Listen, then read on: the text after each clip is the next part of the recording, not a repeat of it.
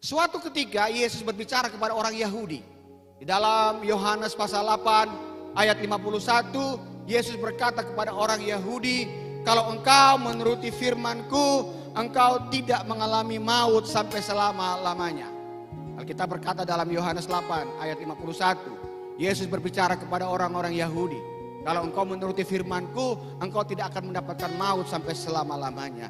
Waktu orang Yahudi mendengar hal itu, mereka sangat marah, saudara. Dan ketika mereka marah dan mereka berkata dalam Yohanes 8 ayat 52, dikatakan begini, Bapak Abraham telah mati, nabi-nabi yang lain telah mati.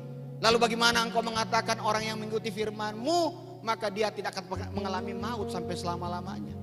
Padahal Tuhan Yesus tidak berbicara maut secara fisik, tapi Tuhan Yesus berbicara bahwa maut dan kerajaan maut artinya mereka tidak akan bisa masuk di dalam kehidupan yang kekal. Orang Yahudi berprasangka, Abraham telah mati, nabi-nabi lain telah mati. Lalu bagaimana mungkin engkau mengatakan bahwa siapa yang mengikuti firman-Mu, maka dia tetap akan hidup, dia tidak pernah mengalami kematian.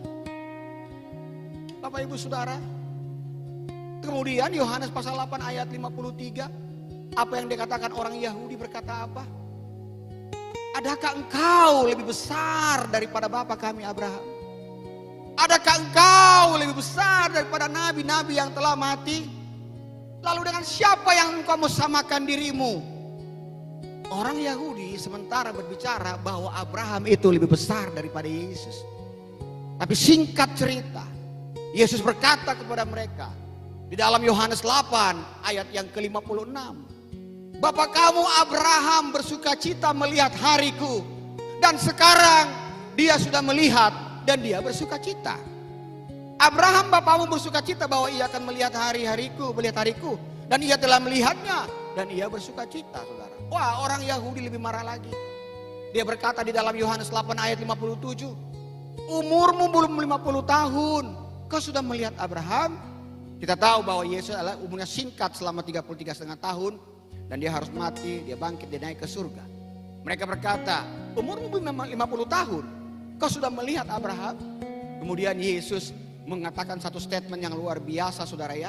Ini yang luar biasa sekali. Kita harus baca secara bersama-sama di dalam ayat yang ke-8. Sudah siap dengan firman Tuhan?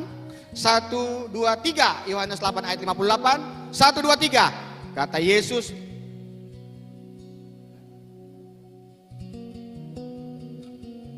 kasih tepuk tangan yang meriah buat Tuhan kita Yesus.